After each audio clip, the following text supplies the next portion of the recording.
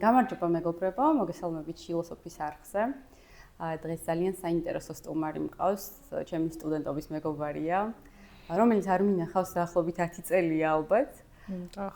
და თავი როგორც გამაცნოთ ხო ვერ ვიტყვი, მირაშთაბეჭდილებაც შემექნა მარიამზე, პირველ რიგში ამას გეტყვით. მარიამი რომ გავიცანი, ჩემდა გასაოცრად გავიცანი მასთან ერთად რა არის თავისუფლება. როგორ უნდა გადადგა ნაბიჯები ისე რომ შეიძლება გეშინოდეს, მაგრამ თუ არ ცდი, ვერც გაიგებ გამოვა თუ არა. და რაღაცნაირი უშიშარი ამ გადაწყვეტილებებში, აი ესეთი შეგრძნება შემოქმნა, არ ვაჭარბებ. მადლობა მარიამ. დანარჩენს პროფესიულად უკვე თავის თავზე მარიამი თვითონ მოგვითხრობს ცოტას. ძალიან გამიხარდა, ეხლა წავედი 10 წლის წინ დაახლოებით რა ხდებოდა და მართლა დიდი სიხარულია, როდესაც ესე გიხსენებს შენი სტუდენტობის მეგობარი და დიდი მადლობა და მეც ძალიან ტკბილად მახსენდება ის რომ მოკლედ და გამიხარდა როცა მომწერე რომ მოდი ერთი საუბარი ჩავწეროთ. თავისუფლება და მით უფრო აი ეს რაღაც თემაც რო გავიგე, რაზე შეიძლებოდა დღეს გვესაუბრა. ჩემთვის ძალიან გრძნობიარე იყო და არ ვიცი, შეიძლება დაკავშირდა იმასთან, რომ ბოლო პერიოდში ძალიან აქტუალური საკითხიც არის. კი ბატონო. ამიტომ მე რაც შემეხება ეხლა ჩემს თქვათ საქმიანობას, შენ ეხლა კი იცი ალბათ და გავაზიარებ, რომ უკვე დაახლოებით 14 წელი არის, რაც კლინიკური ფსიქოლოგიის სფეროში ვარ. ასე თუ ისე ხანდახან სპეციალური განათლების მიმართულებით, ხანდახან თქვათ უფრო სპეციალურ საჭიროებებზე ორიენტირებულად, ბავშვებს გულისხმობ ამ შემთხვევაში და ბოლო პერიოდში ფსიქოთერაპიაც დაემატა ჩემს პროფესიულ განვითარებას. ეხლა რა ვიცი, ეს წარმოადგენდი, რომ კლინიკური ფსიქოლოგი, ფსიქოთერაპევტი ვარ. სახელი და გვარი არ მითხოს მარიამ გახუტიშვილი. მოდი შეიკო. ყველას ეშლება. გახუტიშვილი. ხო. და პრინციპში არ წავს უარსად ამ სფეროდან და მოკლედ ითვლის დაახლოებით ესე 14 წელს. ძირითადად ბავშვებთან მუშაობდი მთელი წლები და ეხლა რაღაცნაირად ჩემი სურვილიც იყო და მე როგორც ხედავდი თან. ხო. სურვილი და ოცნება მეთქი, შენ კი გაგიკვირდა ოცნება, არა, ესე ხედავდიო, მაგრამ ჩემთვის ოცნება იყო, რომელიც რაღაცნაირად ახდა. და ფსიქოთერაპიის შესწავლა დავიწყე და ეხლა უკვე ფსიქოთერაპევტად წარვადგენდი თავს. ძალიან საინტერესო ჩემთვის. დღეს თავისუფლებაზე ვსაუბრობთ, ოღონდ მოზარტთა თინეიჯერების ასაკში თავისუფლებაზე. რაც არის მკვლელი საკითხი მშობლებისთვის ძირითადად, იმიტომ რომ რა ოჯახებშიც თინეიჯერი ყავთ, იმ ოჯახებში თავისუფლება რასთან ასოცირდება და ტკივილთან, ტანჯვასთან, რა ვქნა მეტი, რა ვუყო, ანუ უფრო მეტი თავისუფლება მივიცე, უფრო შევუზღუდო, აი რა ვქნა. აი ძალიან მეორე კითხვები მოდის ხოლმე ძირითადად მშობლებისგან. ამიტომ ამაზე რა ვისაუბროთ? კი ბატონო, შეგვიძლია ვისაუბროთ. ძალიან მეამბოხე პერიოდი არის. ის ასაკი, რომელსაც შენ შეეხე, ტრანზიტული არის და თვითონ აი ეს დახასიათებაც ყველაფერზე მეტყველებს, რაც გარდამავალი პერიოდი არის. ზოგადად ახლა შენ მოგეხსენება კარგად, რომ დაბადებიდან გავდივართ ამ ტრანზიციებს.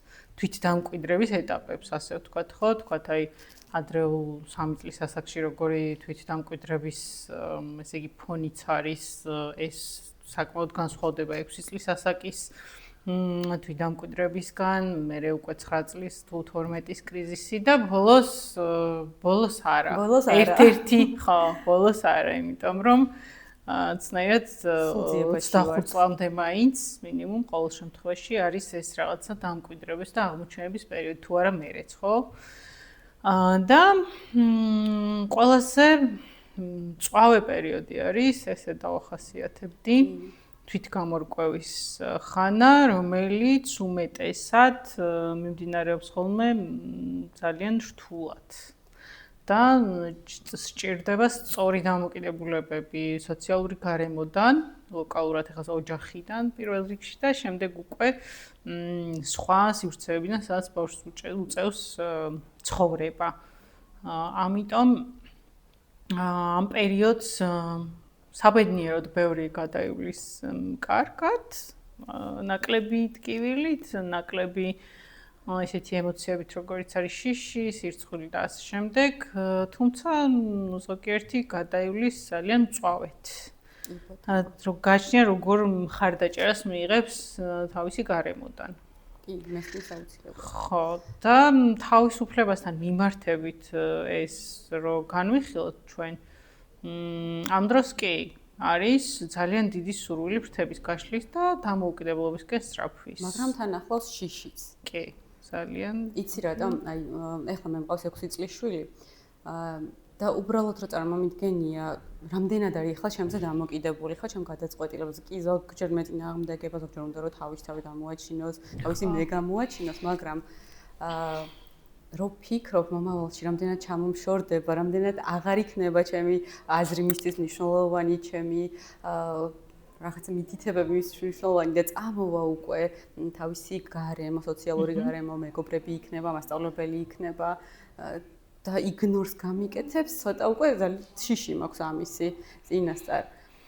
და დედისთვის ძალიან რთულია ისეთ ტერმინს ვიხმარ კალთაზე გამობმული შვილი, რომ უცბად რაღაცა იქ საპირისპირო მხარეს დადგება და თითქოს ყველაზე დიდ აგრესიას შენს მიმართ გამოხატავს, შეიძლება უარყოფაც კი იგრძნო მისგან. და დედისთვის არის ეს ძალიან რთული გადასატანი. კი, ნამდვილად რთული პერიოდი არის და შენ რამდენიმე სიტყვა თქვი, მნიშვნელოვანი, იგნორი, გარიყულობა, უარყოფა.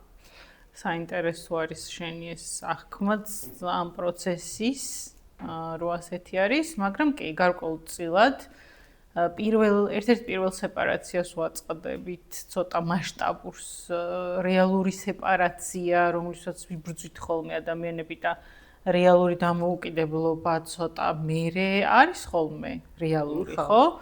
მაგრამ აი რაღაცნაირად პირველი ჯანყი არის, აი ამ გარდამტეხ ასაკში, რომელიც უკვე თქვა 11-დან უკვე შეგვიძლია რომ მოვიაზროთ, რომ იწყება, საერთოდ მე არ მომწონს ესე ასაკობრივად განსაზღვრა, იმიტომ რომ ძალიან ინდივიდუალური პროცესია მაინც. მაგრამ მოდი მაინც თქვა რაც კლასიკურად, რომ ეგრეთ 11, 12, 13 კი, ამ დროს იწყება და ეს არის რაღაც პირველი გაცნობიერება იმის, პირველად შეჯახება იმასთან, რომ მე შემიძლია ვიყო დამოუკიდებელი. მე რომ ის არის საკუთარი თავის კი. ხო, აი ეს ნუ ფსიქოლოგიაში ცნობილი ამბავი არის ეგ და ფსიქოთერაპიაშიც, რომ ხო ეს რამდენიმე ნაწილი არის, ხო, ეს მე რაღაცა არაცნობიერი ნაწილი ჩვენი ფსიქიკური სტრუქტურის და ასე შემდეგ და კი, აი ეგ ეგოს ნაწილი, ხო, სურვილების ნაწილი, რაც არის ადამიანის და მე ნაწილი ძალიან წინა პლანზე მოდის, კი. და ცდილობენ, რომ გამიჯნონ თავისი სხვისგან და რაღაც თქოს ეს შერწყმისგან უნდათ პირველი გასვლა. კი, და აქვე მქონდა რომ აქვს დამოუკიდებლობის მოთხოვნა უფროსებისგან, მაგრამ აი როგორც წეგან ვახსენე, თან აქვს შიში. როგორც ჩვენ გვაქვს შიში, რომ ისინი მოგწყდებიან და რაღაცა ცუდ გადაწყვეტილებას მიიღებენ, ცუდ რაღაცას გააკეთებენ, ცუდი ცოტა ისეთი ნათქვამი არასწორი შეიძლება ჩავატნაცვლოთ ამ. ასევე მათ აქვთ რაღაცა გადაწყვეტილებების შიში, იმიტომ რომ აქამდე თუ დედას უსმენდნენ, აქამდე თუ ვიღაცა კურირებდა მათ, ეხლა რაღაცებზე პასუხისმგებლობის აღება უწევთ. და შიშებიც მაინც მოაქვს ამ დამოუკიდებლობას. ეგ ცოტა უფრო გვიანდელ პერიოდად შეგვიძლია მოვიაზროთ, აი უფრო 15, 16, 17 მართლა რო უკვე პასუხისმგებლობის აღების სიმძაფრეც შემოიჭრება ხოლმე. ყოველ შემთხვევაში, ხშირად თვითონ ოჯახი მშობელი მოუწოდებს ამისკენ. ცოტა საყვედურნარევიც არის ხოლმე, რომ აი თუ შენ გინდა ესეთ ბრძოლა, დამოუკიდებლობა რაღაცა გარკვეულწილად ცალკე შენთვის გარიყულად ყოფნა, მაშინ რაღაცებზე პასუხისმგებლობაც აიღე და აი ეგ შიშების გაცნობიერება უფრო მერე მოდის. აი შენ რომელ შიშს გულის ხო უფრო, რომელ შიშზე გაქვს ფიქრი, როცა ამაზე ვსაუბრობთ, რა ტიპის აი პასუხისმგებლობის გარდა. აი ხლა ის არ იქნება რა თქმა უნდა რომ თავად გადაწყვიტოს წავიდეს თუ არა ვიღაცის დაავადების ხდება. ამაზე არ ვსაუბრობ, ან თავად გადაწყვიტოს რა ჩაიცვას დღეს თუ ხვალ. ეს დამოუკიდებლობას მოაქვს და აი ამ პატარა წვრილ-წვრილი დამოუკიდებლობებით უნდა დავიწყოთ შეჩვევა შემდეგ უკვე დიდ ნაბიჯზე როცა გადავა. ხო. დამოუკიდებელ გადაწყვეტილებებს როცა მიიღებს თავადვე. ამ პატარათი დავიწყოთ, მაგრამ ხო, რაც შენ თქვი, ეგ არის უფრო მომდევნო პერიოდებისთვის დამახასიათებელი და უფრო დიდი გადაწყვეტილებებისთვის და. კი, ნამდვილად. ახლა უფრო მცირე ასაკში ვთქვათ, აი 11, 12, 13 ეს პასუხისმგებლობის განცდაც ესეთი მძაფრი არ არის, როგორც ვთქვათ, უფრო შემდეგ ასაკში. ელემენტარულ რაღაცებზე მხოლოდ. ხო, ეს არის უფრო მინდას ჭიდილი, ანუ მინდას წინა პლანზე წამოსვლა და ძალიან მართლაც გაუცნობიერებელი არის, ან კიდევ პირიქით უგულებელყოფილი არის რაღაც ვალდებულებები მაგ პერიოდში. მაგ პერიოდში სხვა შორის ძალიან ახლა ვიგრძენი, მიყვარს ხოლმე რომ უფრო გრძნობების ნაწილს ვაზიარებ. რომ მიჭირს მათმაგიურად საუბარი. ერთი არის ჩემი კლინიკური პრაქტიკა, რაც მაგ მოზარდებთან მუშაობის, მაგრამ და აქედან გამომდინარე შეიძლება რაღაც ინფორმაცია შევაჯერო რა და ვისაუბრო, მაგრამ მეორე არის კიდევ მაინც ფაქტორი, რომ ძალიან ინდივიდუალური პროცესი არის ეგ და რაღაც ის გამიჩნდა განცდა რომ მათმაგიურად რაღაცებს აღუწევ. შენ ნაცვლად ისაუბრე, შენი თავი გაიხსენე მაგ პერიოდში თუ კი კონტექსტი გვაქვს. კი, როგორ არა. ჩვენი აი ეს პერიოდი რომ ახსენდება, რა თქმა უნდა, ახლა კულტურული და სოციალური გარემოდან გამომდინარე ძალიან რეპრესირებული ბავშვები ვიყავით. და ეხლაც არის, აი ხშირად მესმის ხოლმე ტერმინები, რომ მე თინეიჯერობა არ მქონია. აი რანაირად არ მქონია. ხო, პირდაპირ გავიზარდეთ. ან ხო, აი აუცილებლად დაკავშირებული არის ხოლმე რაღაცნაირ დესტრუქციულ ქცევასთან, რაღაც პროტესტთან აუცილებლად. არ არის საერთოდ აღიარებული ის, რომ შინაგანი პროცესებია ეს მეტწილად და შიგნით დუხს ძალიან შიშები და სირცხვილები რაღაც ჩვენ სხვა ეგეთი საზოგადოება ვართ რომ ზოგადად შიში და სირცხვილი არის ძალიან განდევნილი ემოციები არ შეიძლება რომ ამაზე ილაპარაკო არ შეიძლება რომ ეს აღიარო ხო ამაზე ბევრს უსაუბრია და ძალიან ესეთი ამბავი არის ცნობილი რომ ასეა და ჩვენი პირადი გამოცდილებაც ესეთი არის ჩემი ყოველ შემთხვევაში რომ ჯერ ეს ერთი საერთოდ არ იყო აქტუალური, რომ იმ დროს თინეიჯერისთვის აიხსნა ვინმეს, რომ ეხა გადის გარდამტეხ პერიოდს. აი რაღაც ყბადაღებული ეს გარდატეხის ასაკი კი დომინირებდა რაღაც საუბრებში რა, მაგრამ არ ვიცოდით კარგად რას ნიშნავდა ეს, ხო? მე ფიზიოლოგიურად, მაგრამ თუნდაც კი, ანუ თუნდაც ფიზიოლოგიური განვითარების კუთხით. რომ ეს აბედნიეროდ გამიმართლა კი და რაღაცნაირად ხო ვიცოდი ეს ანატომიური განვითარება ელემენტარულად და აი ესენი ძალიან კარგად ხო მომეწოდა, მაგრამ ტოტალურად ეხა ეგ არ იყო. ამიტომ ძალიან დიდ განსხვავებას ვხედავ როცა ეხლა დელი მშობელი ცდილობს ბავშვს მიაწოდოს ეს ინფორმაცია. სამედნიეროდ მივედით მანდამდე რომ თან ბევრი წყაროც გვაქვს უკვე ხა ინტერნეტში, ბევრი რამის მოძიება შეიძლება. სამედნიეროდ მართლაც და უბრალოდ ეხლა კიდე სხვა გამოწვევები არის წამოსული, რომელიც ჩვენ დროს არ იყო. კი. ეხლა პირიქით აი ეს ამდენი ხო, პირიქით და უნდა გაარჩიოთ ეთრი და შავი ძალიან რთულია ოღონდ ამის გარჩევა. კი, ურთულესი არის ეხლა მეორე მოცემულობაში, მეორე რადიკალურ მდგომარეობაში აღმოჩნდით, როდესაც ეს ბევრი გამღიზიანებელი, რომელიც ძირითადად ტექნოლოგიების და ეს ციფრული ინფორმაციის წყაროდ მოგვეწოდება ძალიან დიდი ტრიგერი არის რა ბავშვებისთვის და ჭირდებათ ისევ და ისევ სწორი მხარდამჭერი, რომელიც მიეხმარებათ ამის ფილტრში, გაფილტრაში.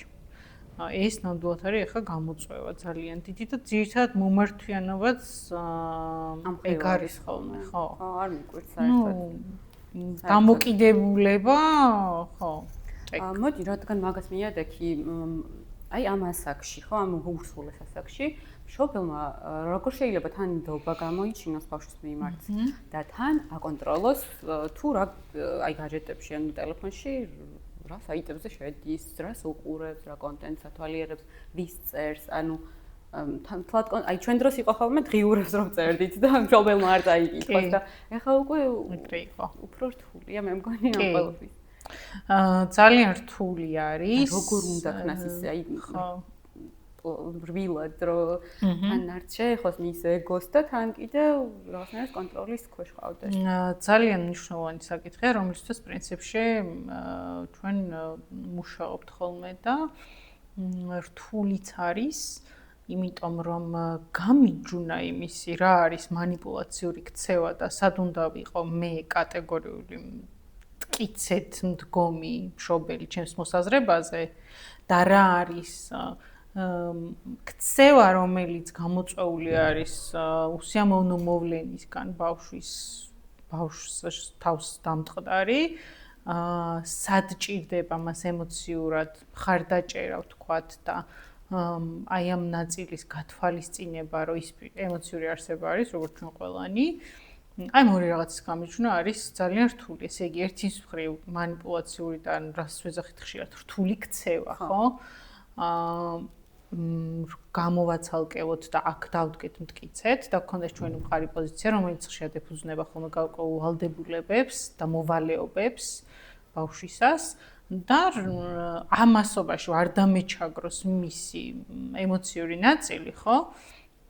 აი ძალიან რთული. აი მაგალითისთვის რომ მოვიყვანოთ, თქვათ რაღაცა ცხოვრებისეული მოვლენის მიმართ აქვს რაღაც პროტესტი, ხო? მე აუცილებლად უნდა ვიკულიო ამ პროტესტის გამომწვევი მიზეზი რა არის, ხო? მაშინვე აკრძალვებში არ უნდა წავიდე. მაშინვე არ უნდა აღმართო ბარიერი, რომ ან არ გავაუფასო, რომ ძალიან მნიშვნელოვანი რაც არის, რომ შენ ახლა აი ეს რო არ გინდა მაგალითად, რა ვიცი, აი აღარ უნდა მაგალითად ცეკვაზე სიარული. ხო, რაც აქამდე ძალიან დაინტერესებდა. ჩემი როგორც მშობლის და ვთქვა, ან მასთან მომუშავე სპეციალისტი, მასწავლებელი ვარ თვას შემდეგ, ამოცანა არის, რომ რამ გამოიწვია ეს ვიკულიო? რატომ აღარ აინტერესებს? ბევრი მიზეზი შეიძლება იყოს, იგივე თანაკლასელებისგან, ან ბულინგი, ან შერცხვენა, აი თინეიჯერებს აქვს ხოლმე კიდე ფიზიოლოგიურად მკერდის წამოსვლა გოგოებში და ამის შერცხვენაც ხდება ხოლმე ხანდახან. კი ბატონო, ნამდვილად. ძალიან ბევრი თემა არის, კი. ხო, ცეკვის მაგალითი, რაც კარგი რაღაცები გაგახსენდა. ხშირად არის ხოლმე მასწავლებლის დამოკიდებულება ბავშვის მიმართ. არ ვიცი, სხვათა შორის ამას წინათ ვფიქრობდი. ესეთი ძალიან ცუდი, მანკიერი ლეგენდა არის, რომ ცეკვის მასწავლებელი უნდა იყოს მკაცრი. ხო, ძალიან დიდი პატივისცემით იმათთან, ვინც არ არის მკაცრი.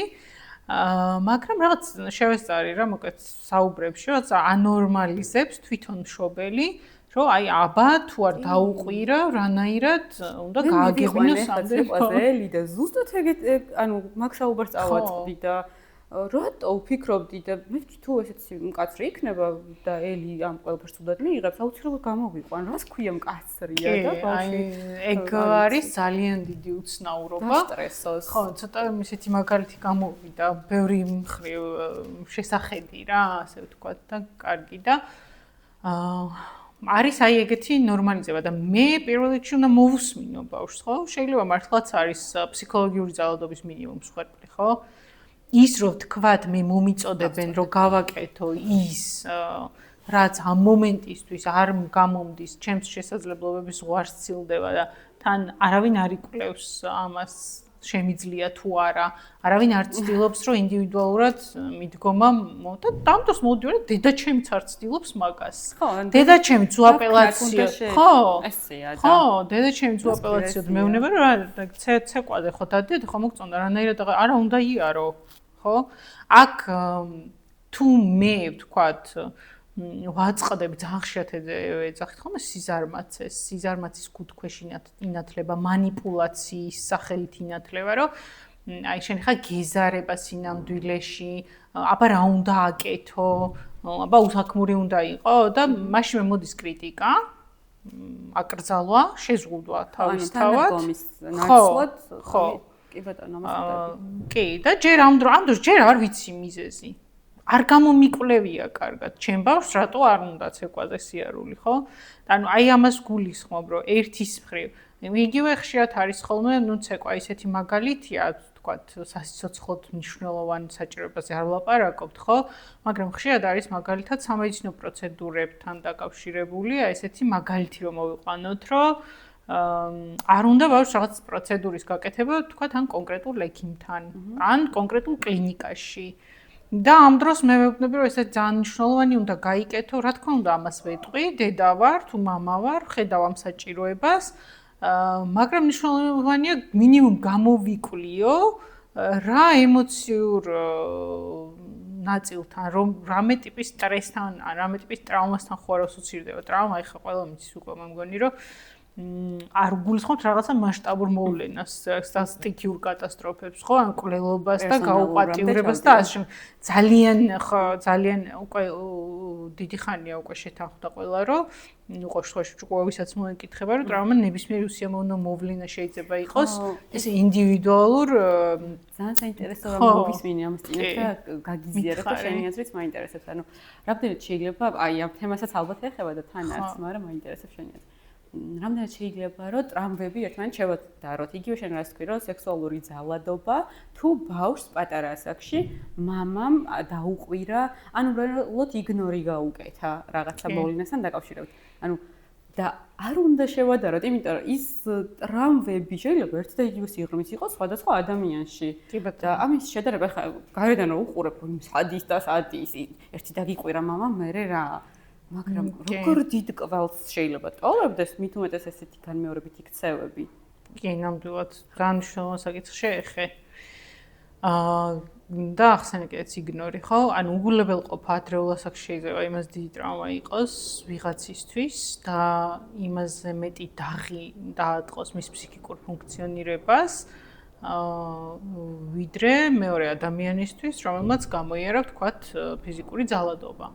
უგულებელყოფის ტრავმა და ზოგადად ფსიქოლოგიური ძალადობის ტრავმა განსაკუთრებით ადრეული ასაკიდან, ხო? არის ერთ-ერთი ურთულესი რანგის სამუშაო და გადასალახი და საერთოდ ტრავმასთან ეს გადალახვაც და მუშაობაც ცოტა უხერხული არის, ხო? აი ამით გაძლიერება შენი თავის. ძალიან რთული ისეთი კომპლექსური საკითხია ეგ და კი, ძალიან მნიშვნელოვანი არის, რომ გავიგო მოსმენა ბავშვის და მოსმენა როგორ აი ეს დაკითხვა და ჩაკითხვაც უნდა ვიცოდეთ როგორ წარმართოთ. თუ არა აქვს ბავშვს მზაობა, ხო? არის რაღაცა მომენტი, როცა პირობოთ უნდა ვენდო ჩემ ბავშვს, ჩემ შვილს, ჩემს მოსწავლეს, ძალიან მინდა რომ მასწავლებლებზეც გავაკეთოთ აქცენტი, იმიტომ რომ ხო, დიდ ნაწილს ბავშვი ატარებს საგანმანათლებლო დაწესებულებაში, ბაღიდან დაწყებული, სკოლით დამთავრებული და აუცილებლად საიდან წავედით ჩვენ აქ, რომ როგორ უნდა გავაკეთოთ ისე, რომ დამოუკიდებლობასაც ესე და ეგოს არ შევეხოთ და არ გავაუფასუროთ, არ დავამციროთ და ამავდროულად როგორ ვიყოთ პასუხისმგებლიანი მშობელი და ნუ ეგ არის მაგისი ერთი ოქროს წესი, არის ბავშვის მოსმენა და კვლევა იმის რა გადახდა თავს. რა გადაიტანა და რა ამოვიდა ხა ჩემთან. კი, ძალიან ბევრი. ძალიან დიდი მშობელმა მოსმინა შვილს პირველ რიგში ეს მნიშვნელოვანია და კარგად მივდივართ და საზღვრებზე რომ მივიდეთ. ხო. აი საზღვრების დაცვა მშობელმა როგორ უნდა ისწავლოს, ანუ ეს მნიშვნელოვანი. ზოგადად ხო ბავშვი მშობლის სარკეა, რასაც შენ აკეთებ, მე ხო აი ჩაიხე, უყურე შენ შვილს და დაინახავ როგორ მშობელი ხარ.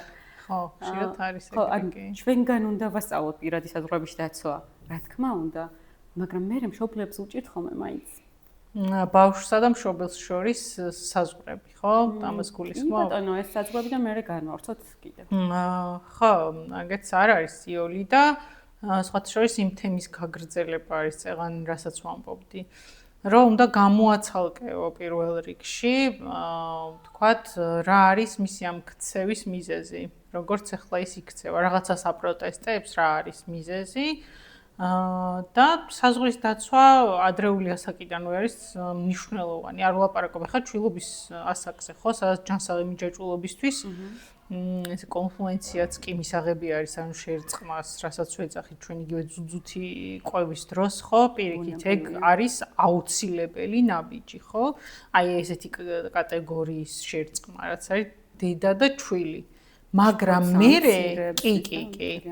აი მერე უკვე მომდევნო ასაკში, აი ეს არას მიღებაზე, თქვათ, ყურადღების გამახვილება არა ვთქვათ შრალად ესე აკრძალვით შემოფარგლა, არამედ რა თქმა უნდა ახსნით რატომ კრძალავ რაღაცას, ხო?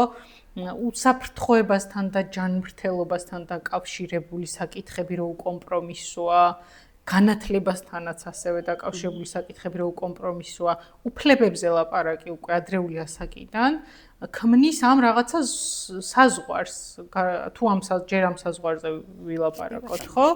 რომ ბავშვს აქვს უფლება რომ იცოდეს მშობელი რაღაც საკითხებში რატო არის უკომპრომისო, ხო? კი ბატონო, თუ და ხო, რთულია ძალიან ესეთი საკითხები რა არის, რომ აი ეგ ჯანმრთელობა, უსაფრთხოება, განათლება. და ასევე უნდა იცოდეს ბავშვმა თავისი უფლება, რომ არის ეს განათლება, უსაფრთხოება, ჯანდაცვა, ხო? დაცულობა. აი ეს ნაწილი ხშირად არის ხოლმე მშობლებთან გავლილი, გავდივართ უფრო სწორად, რომ რაღაც ერთი მხრივ ფსიქოლოგი ეუბნება, რომ ფსიქოლოგი ხო მაგით ვართ ბოლო დროს ცნობილი, რომ ყველაფერს ვანორმალიზებთ ბავშვის ქცევაში, ეს ლეგენდა დადის და ხშირად ვთქვამთ ხოლმე, აი ფსიქოლოგები კი ესე ფიქრობთ, მაგრამ ანუ ძალიან ლოიალურები ხართ. ხო, ეს უნდა მეთქვა. ბოდიში ეს გაიწორე და მე გავაგრძელებ. ხო, იმედი მაქვს ისმოდა. ხო, აი ხშირად არის ეგეთი, ესე იგი, ხო, ეპითეტები ლოიალური და ასე შემდეგ და ძალიან მნიშვნელოვანი არის, რომ აქ დროს გვახსოვდეს, რომ ლოიალურობა რაღაც საკითხებში აუცილებელი არის. თქვათ, მოსმენა, ემოციური ნაწილის მხედველობაში მიღება, მაგრამ კიდევ ერთხელ ვიძახი, არის რაღაც საკითხები, რომლებზეც ბავშვს ვაჩვევ თავიდანვე, რატომ ვარ ასეთ მყარ პოზიციაზე.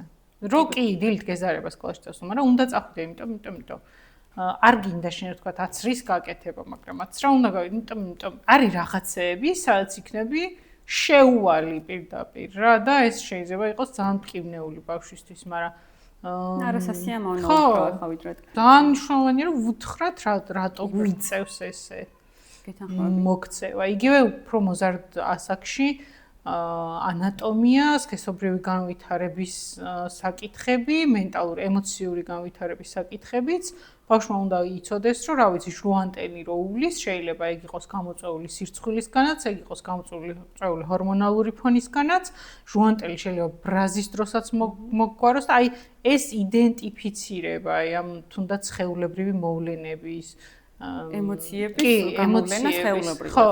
აი იგივე შეხების ნაწილი, ხო? საზღვარს ხშირად როცა საზღვარზე და ბარიერზე ვლაპარაკობთ, კანი და სხეული გვახსენდება, ხო, ყველას. ძალიან მნიშვნელოვანი არის, რომ ამ გადმოსახედიდანაც ველაპარაკოთ ბავშვებს. საზღვრებზე ველაპარაკის დროს პირველი რაც გვახსენდება, ეს არის ჩვენი სხეული და კანი. ბუნებრივი საფარველი, პირველი ბარიერი, ხო, გამყოფი სივრცესთან და სხვა ადამიანებთან.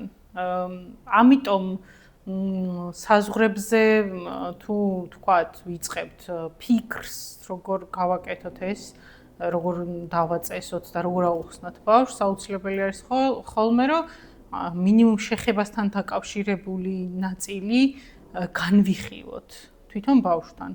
რა ზონები გვაქვს თქვათ სხეულზე, რა არის პირადი ნაწილები. ეს ადრეული ასაკიდან არ უნდა მოხდეს. ადრეულიდან კი, ადრეული ასაკიდან უნდა და სხვათა შორის ძალიან ბევრი პროგრამა არის უკვე და პოპულარული არის ხა თავდაცვითი ქცევის გვერდიც არის და სპეციალისტი არის ძალიან კარგი, რომელიც ატარებს უკვე ტრენინგებიც არის, საგანმანათლებლო სესიებიც არის და ამ შემდეგ ძალიან აქტუალური გახდა.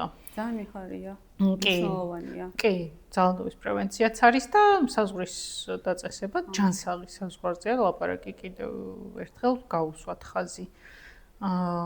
დროის ნაწილში საზღვარი ძალიან მნიშვნელოვანია, ხო? რაც ქართველებს არ გვიყვარს. ქართველებს დედაშვილურ, მამაშვილურ ურთიერთობაშიც აისახება ხოლმე, ხო, რაღაც ბავშვები ბავშვებთან არა გვაქვს ეს ჩვევა, ეს ჯანსაღი სტილი დროის მართვის როგორ თქვა, უფრო ზუსტად რუტინას მეძახი ხოლმე მე მაგას, აი რუტინულად როცა ეხა ერისთან დამჭირდა, რომ აი ერთ და იგივე პერიოდში იმეცადინოს, ერთ და იგივე პერიოდში რაღაც გააკეთოს, განცეკვა, აი რუტინ მაგას ხარ გულისხმობდი, რომ ეს დალაგებული გქონდეს, რომ აი ამ დროს ამას გააკეთებ, ამ დროს ამას თქვა ტელეფონი ამდენი საათი ან რაღაც. კი, ნახე, მაგასაც გულისხმობდი, მაგრამ უფრო გულისხმობდი დედას დროა ეს.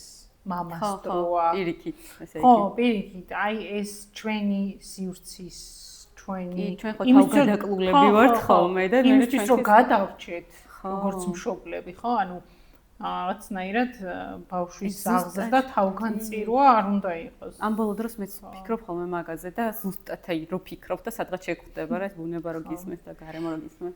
ბავშვები ისეთი საოცრები არიან და კარგად ხვდებიან ყველაფერს. ახალს არაფერს არ ვამბობ. რომ როგორც კი შენ ამას აჩვენებ და აუხსნი, რომ შენ გჭირდება ეს დროისთვის გჭირდება, ხო? და ასევე შენ როდესაც დაიწყებ მისი დროის პატივისცემას, ხო? თავისუფალი დროისაც მაგალითად, ხო? აუცილებლად რაღაცნაირად ავტომატურად ლაგდება ეგ ყველაფერი, ხო? ჩვენ ახლა ვლაპარაკობთ თողონდ ნეიროტიპური განვითარების მქონე ბავშვებზე. ანუ ამას ხაზს იმიტომ ვუსვამ, რომ არიან ბავშვები, სადაც ეს ყველაფერი გაძნელებულია და მშობლებმა არ მინდა რომ უძლურება იგრძნონ ამ ნაწილში, იმიტომ რომ ესე მარტივად ვერ ლაგდება იქ, კი. მიდგომებიც ინდივიდუალურია. მე ახლა ამ თემასთან დაკავშირებით რაც გამახსნდა, მაგალითად ის არის ხოლმე მოყვანილი, რომ თვითფრინავის მაგალითი, რომ მშობელი და შვილი როცა მგზავრობენ და თვითფრინავი ვარდება, პირველი მშობელმა თავის თავს უნდა მიხედოს, რომ მე შვილიც გადაარჩინოს და იგივე არის, ანუ ჯანმრთელობასაც უნდა მიხედოს მშობელმა და სხვა, რა ვიცი, გავიდეს მეგობრებთან ერთად ბავშვის გარშემო და ამ შემდეგ, რომ მე განახოს, რომ ამ ყველაფერს სწავლობს ბავშვი და კი ბატონო, ნამდვილად და ჯანმრთელი მშობელი ჭირდება შვილს და ჯანსაღი ფსიქიკით. კი. და სიმართლის ცოდნა ჭირდება ბავშვს. და დანიშნულოვანია საზღვრებზე როცა ვლაპარაკობთ, მაგის გათვალისწინებაც, რომ როგორ ვეპყრობით ჩვენ ბავშვს, ჩვენ იმის საზღვრებს, იმის უფლებებს ძალიან ხშირად ვაწყდებით, რომ შენიღბულად მიეწოდებათ ხოლმე ინფორმაცია ზღაპრების, ფანტაზიების სახით, ჩვენ კულტურაშიც განსაკუთრებით ძლავრობს ეგ ცდუნება მშობელთან, იგივე გარდაცვალების ფაქტები. მაგაზეც გამახსენდა ერთ მითი რო არის პრინც ზრდიან რაღაცა იმაში და რო გავა მერე. ხო. იგივე ადამიანის სამყაროში მოვლინების ფაქტი როგორ არის მიწოდებული. კომბოსტოში არ გვიპოვეს. ხო, კომბოსტოში პოვნის. თითოეული ის სქესობრივი იდენტიფიკაციის 4 წლის ასაკში, უფრო ადრე 3 წლის ასაკშიც როგორ მიეწოდება ბავშვებს ხშირად ეგ ვიცხარ და არიტირო. ხო. გაუფასურება ემოციების, ან ყველაზე ჩემთვის მგრძნობიარე საკითხი ახლა ამ ეტაპზე ეგ არის, რომ ხო, აი რა გატირებს, ამაზე როგორ ბრაზდები, შენ უამრავი მეგობარი გეყოლება და ეხლა არ ყავს. და ეხლა არის იმედგაცრუებული და ეხლა არის შეშინებული და ეხარ ცხენია და მერე არ არის აქტუალური, ხო. ხო და ამიტომ ძალიან მნიშვნელოვანი არის. მოდით ხეთზე გადავალ თუ შეიძლება და ესენიც ჩავშალოთ, რაც მოვიფიქროთ, ბად. რას ნიშნავს თავისუფლება მოზარდისთვის და რა განსხვავება ბავშვის, ანუ აი 11 წლამდე ბავშვის აღქმისაგან და მოზარდის აღქმისაგან თავისუფლების ჭრილში რო განვიხილოთ. მცირე წლოვან ასაკში და რადგან შენ თვითონ თქვი ეს ზღვარი, თუნდაც აი 10 წლამდე ესეთი პრიორიტეტული არ არის. პირიქით ბავშვისთვის ხშირად არის პრიორიტეტული შერწყმა. განზავება ან დედასთან, ან მშობელთან ბავშვი ყოველთვის იღწვის, რომ ეს ყურადღება მიიღოს და იყოს ვიღაცასთან აფინიტი. ხო, სჭირდება ეს კავშირები კი პირიქით და არც აქვს ეს მოთხოვნილება.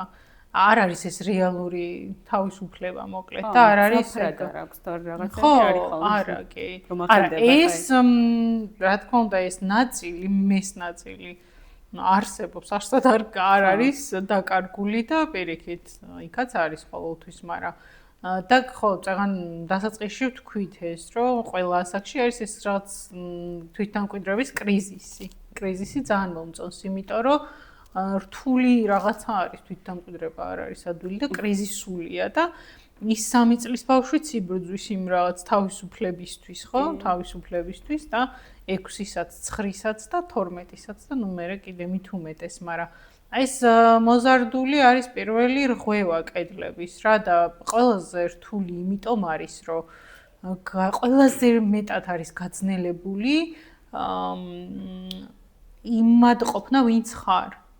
იმიტომ რომ ძალიან ცუდი ტიპი ხარ მოზარდობაში. ხო, არ აქვს შენი ესე. ან საკუთარი თავის მიმღებლობა არ აქვს.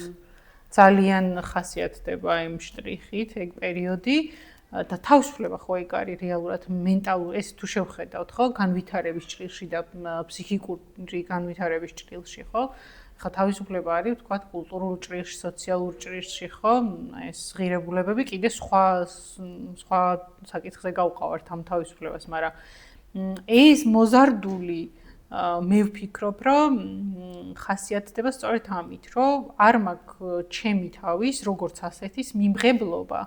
შესაბამისად, რომელ თავისუფლებაზე ვლაპარაკობ, კი მინდა, გამიგია, რომ კარგი არის, მაგრამ თავისუფლება გამოყალიბდი რა ვარ, ვინ ვარ, რა მინდა, რა სრულიად. ეს თავისუფლება, აი იქ არის როგორიც, აი გარემოზე მიმართული პროტესტი არის, რომ მიკრძალავენ, რომ ასეთი ვიყო, ამას მიშლიან, ამას მიზღუდავენ და გარეს არის პროტესტი მიმართული გარემოზე, გარეთ ეძებენ თავისუფლებას, ასე ვთქვათ, მაგრამ თავისუფლება ხო რეალურად შიგნით პროცესია და როდის ხდები თავისუფალი, როდესაც ხარ ის, ვინც ხარ. შენ თავს იღებ შეშინებულს, შენ თავს იღებ დარწმუნებულს, შენ თავს იღებ დაცემულს, შენ თავს იღებ როგორც არ ვიცი ადამიანს, რომელსაც უჭირს ინტერპერსონალური ურთიერთობები, ადამიანს, რომელსაც ეშინია სიახლე. ანუ იღებ ესეთი ხარ რა და ბედნიერი ხარ. და მაგას აღწევ არ ვიცი ვინ როდის აღწევს, ანუ ძალიან ბედნიერია ვიღაცა თუ ვინმე 25 წლის ასაკამდე მაგას მიაღწია, მაგრამ ცოტა მეპარება, იმიტომ რომ ნეიროფსიქოლოგიურ თეორიებს ძალიან მეთანხმები ბოლო დროინდელ კვლევებსაც, რომ უკვე მართლა 25 წლამდე ბიოლოგიურადაც, ანუ ტვინის დონეზე არ არის ადამიანის დასრული, ხო? ბევრგან მოგვისმენია კიდევაც, უკვე ამაზე საუბარი და არანაირად არ ვართ დასრული. აი ეს თინეიჯერობის თავისუფლებაც არის, არ მინდა ამის გამოყენება, მაგრამ რადგან ეხლა რაღაც ნაკადივით მოვიდა, ცრუ ის არის რა, განგაში მოკლედ, მაგრამ უნდა ვაღიაროთ ამის მოთხოვნილება კი. და თუ არის პროტესტი გარედან შეზღუდვებს და აკრძალვებზე, ძალიან მხედველობაში მისაღები არის ეგ მშობლისთვის. კი ბატონო. მოდი მეორე კითხვაზეც გადავიდეთ. როგორ აღიქვამს თინეიჯერი თავისუფლებას? დამოუკიდებლობა თუ დაუმორჩილებობაა? და აი წერან რას თქვი, რომ გარედან მოდის ეს ყველაფერია? კი. აი წერან რას თქვი, ზუსტად მე მგონი პასუხი უკვე იყო, რომ დაუმორჩილებლობა უნდა რომ ყველაფერს შეეწინააღმდეგოს, რასაც აწვდიან, ყველაფერს შეეწინააღმდეგოს. მაგრამ და აი აქედან არ მოდის ეს ყველაფერი. კი. უნდა რომ დაუმორჩილებლობა გამოაცხადოს, იმიტომ რომ ასე ესახება გათავისუფლება. თუ აი ამ ამბოხში იქნება დაუმორჩილებლობაში გულებელყოფს ამით იმ გარე შეზღუდვებს, ჩარჩოებს, ბარიერებს და გათავისუფლდება. მაგრამ ხო, ძალიან შევეხეთ. შიგნით მაინც არის, ანუ იმ თინეიჯერში, იმ მოზარდშიც ეს დაუკმაყოფილებლობა, ხო, რაც არ უნდა გარე ბარიერები მოიხსნას და შენ ამ ბრძოლაში მეომარივით აბჯარში არ იყო, როცა რჩებიან მე ეს იმ მშობლების ბავშვები, რომელთაც აი ეს აკრძალვები ნაკლებად ახასიათებს თავის თავთან, ხო, მაინც არის ეს რაღაც დაუკმაყოფილებლობის განცდა. და ეს დაუკმაყოფილებლობის განცდა არის ის, რომ მე კარგად არ ვიცი ჯერ ვინ ვარ, როგორი ვარ, ჩემი რეალური სურვილები და საჭიროებები არ ვიცი, რა მინდა და შესაბამისად მაქვს ერთი დიდი გაუგებრობა და ქაოსი, რომელიც მე წარმოშობს ხოლმე დეპრესიას, შფოთვებს, ოღონდ შფოთვებს მაღალ ხარისხში და არის ეგ უკვე ძალიან საყურადღებო პერიოდი, ხო? როცა ჩაიკეტება. აი, როცა ამბობენ ხოლმე, რომ ჯობია ცელქი იყოს ბავშვი, ვიდრე ჩუმი იყოს, აი ეს თინეიჯერიც თუ უკუღმა არ მიდის ყველაფერი, რაც აქამდე მიდიოდა, ესე იგი არ არის ნორმალური, ჯობია რომ ყველაფერი უკუღმა იყოს და ეს არის კარგი, ეგრე არის, ხო? ხო. თუ პროცესი გამოხატავს ესე იგი, ხო და როცა უშვებ ემოციებს, ნამდვილად და თუ პროცესი მიდის შიგნით და ეს საერთოდ არ არის, ხო, ექსპრესიული ტიპებიც არ არიან, შეათ არ გამოაქვთ გარეთ. ეს ბევრად უფრო საყურადღებო არის იმ მშობლისთვისაც და სპეციალისტებისთვისაც, ვისაც ბავშვთან უწევს შეხება, იმიტომ რომ შინაგანი ბრძოლა სამწუხაროდ ხშირად მხარდაჭერის გარეშე მიმდინარე ბრძოლა ძალიან ცუდად სრულდება ხოლმე და ძიმი არის მოკლედ მაგ შედეგზე თვალის გასწორება. კარგი ბატონო. რატომ გვიჭირს ჩვენ ანუ უფროსებს ამ თავისუფლების მიღება თქო? ანუ რად მიგვაჩნია მათ თუ გამოხატვად მიაჩნიათ თავისი შინაგანი სამყაროს იმას თუ რა ვიცი რა სურვილები შეიძლება ქონდეთ ჩვენ უბრალოდ იმად მიგვაჩნია რომ მშობელს წინ აღუდგება და მშობელს ანუ არ ვიცი როგორ თქვა კიდე რა გგონია მათი ეს გამოხატულება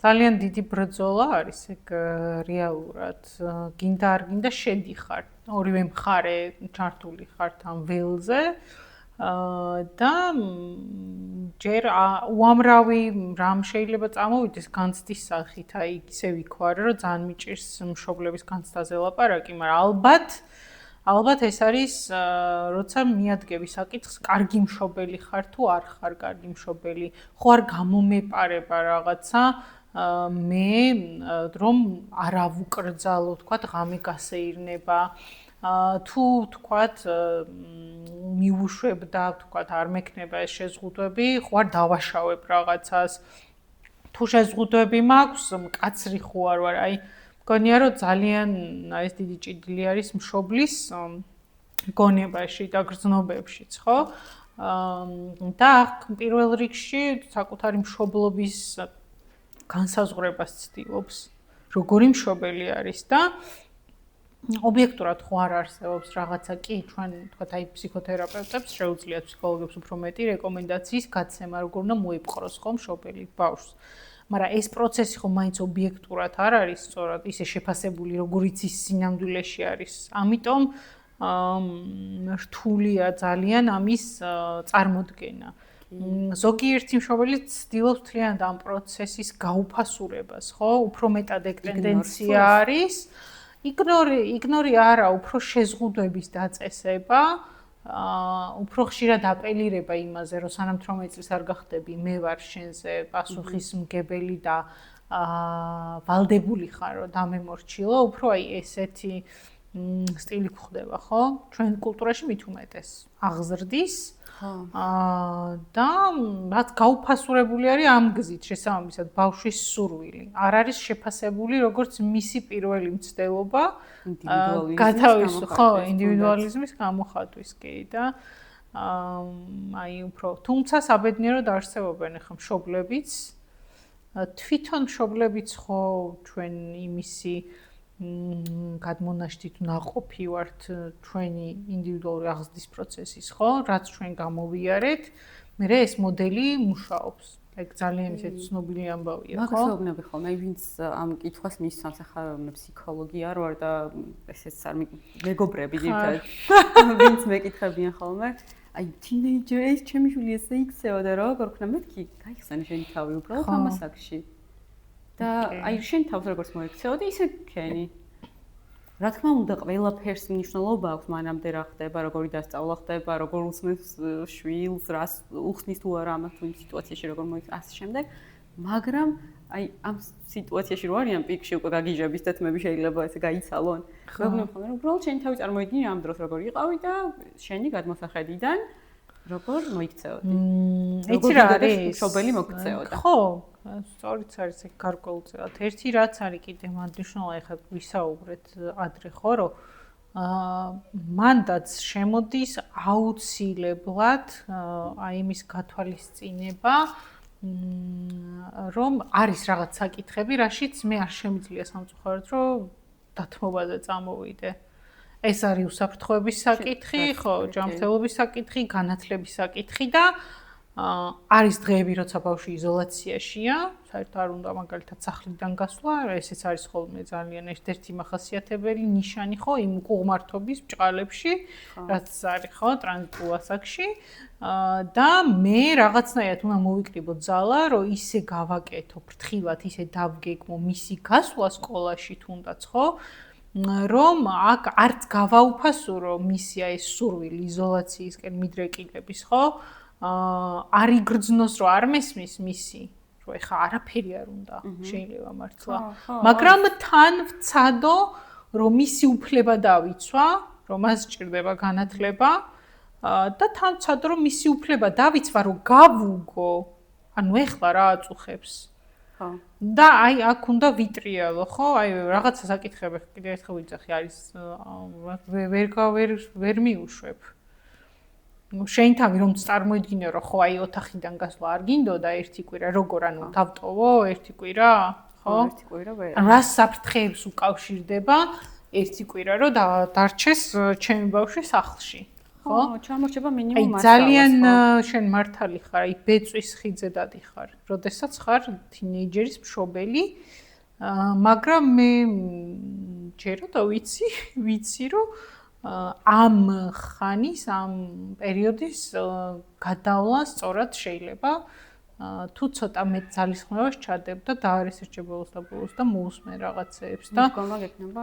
ხო, სწორი მიდგომა გექნება, კი.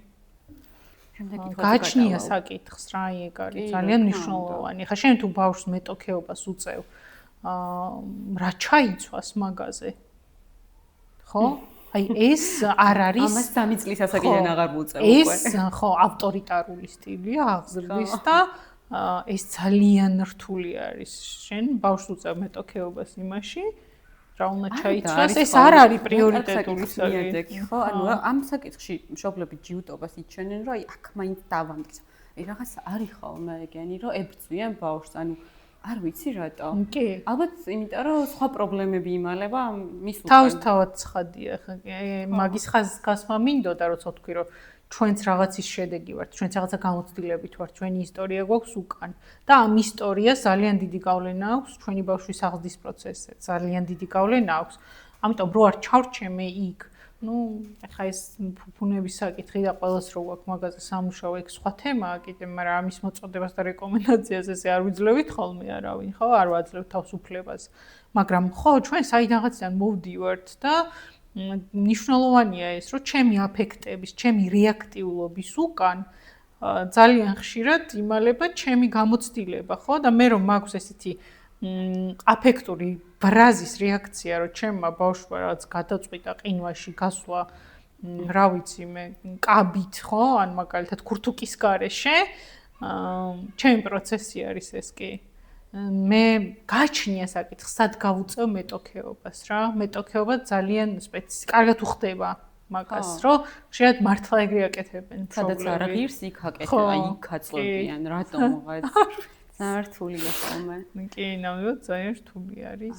როგორ ვასწავლოთ, რომ თავისუფლებას ახლავს პასუხისმგებლობები? ახლა ცოტა ავიწიოთ. ხო, კი. პასუხისმგებლობა ზოგადად ხა პატარა ასაკიდან ვასწავლით, რომ პასუხისმგებლობები აი თუნდაც ახლა ელის აქვს ეგ პერიოდი, რომ თავის ნივთები უნდა მოაწესრიგოს ყოველ იმაზე, რა ქვია, ჯერზე, როდესაც დახატავს, მე ფანქრები აკრიფოს და ასე შემდეგ. ანუ ეგეც პასუხისმგებლობაა უბრალოდ. კი. მე უფრო ის დიდი გადაწყვეტილებები უწევთ ხოლმე და ამათ ვახლავს უფრო დიდი პასუხისმგებლობები. მაგრამ იცი რა არის, რაღაცნაირად ავტომატური პროცესი არის ეგ. მე თუ იმ ადრეული ასაკიდან ველაპარაკები პასუხისმგებლობებზე და ხშენ ელიზე რაც თქვი, ეს დაალაგება ელემენტარულად, ხო, გამოყენებული ნივთების ეს თუ გეგმაზომიერად ისე მიდის როგორც უნდა მიდიოდეს ადრეული ასაკიდან და ამ წესრიგს და სტრუქტურას ვაჩვევ და პირადი მაგალითით ვანახებ მერეც აი იმ პასუხისმგებლობის გაგებაც არ არის ხოლმე გაძნელებული რაც ზრდასრულობას და მოზარდობას ახლავს პირადი მაგალითი არის ყველაზე მნიშვნელოვანი რა თქმა უნდა ხო მე თუ რაც ცხოვრების ესეთი სტილი მაქვს სადაც არის უფრო მეტი ქაოსი ვიდრე სტრუქტურა მე თუ ცხოვრების ესეთი სტილი მაქვს სადაც პასუხისმგებლობებს ვირიდებ თავიდან თუ ჩემი მექანიზმი მოქმედების ურთიერთობებში თუნდაც თანამშრომლობითში მეგობრულში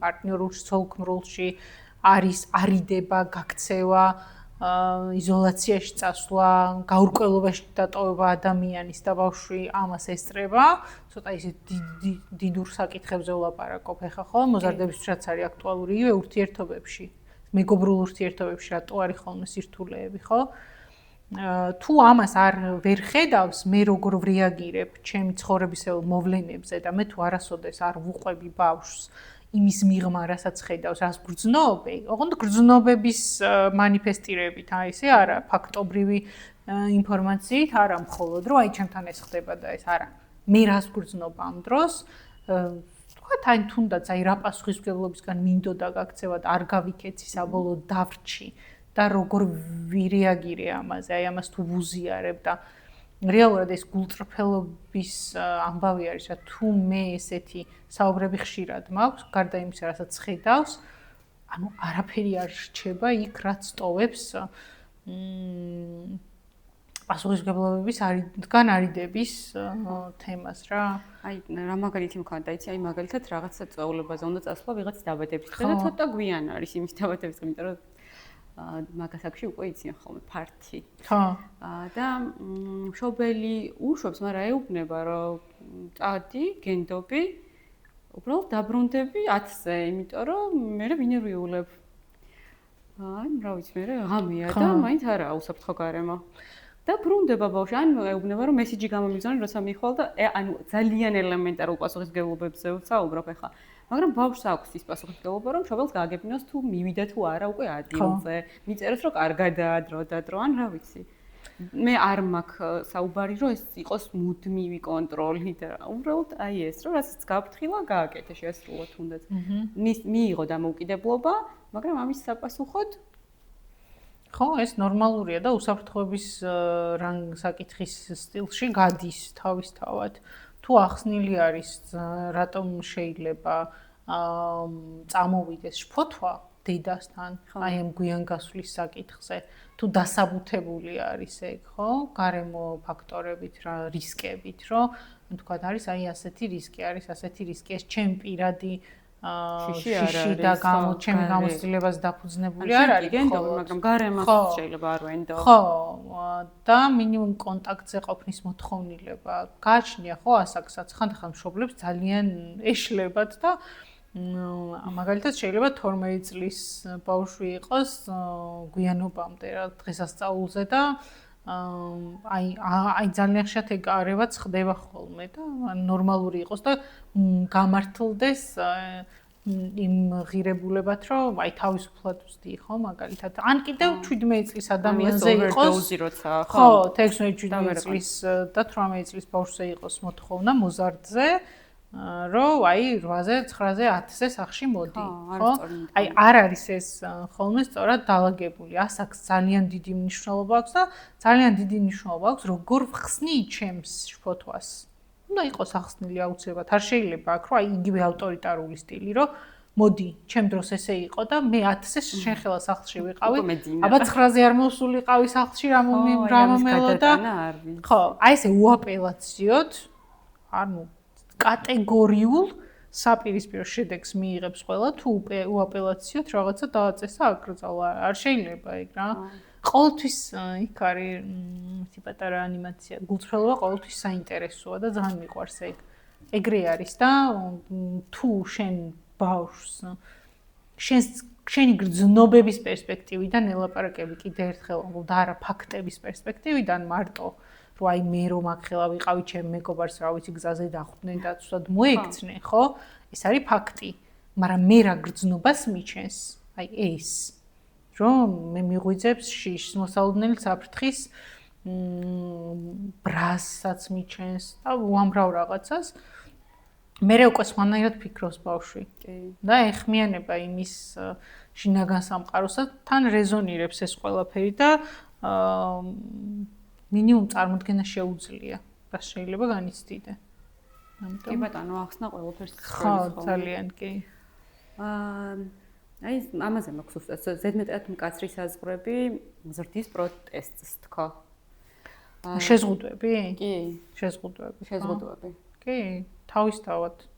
წეღენ ეგ ჩვენთვისაც ეგრე არის, კი.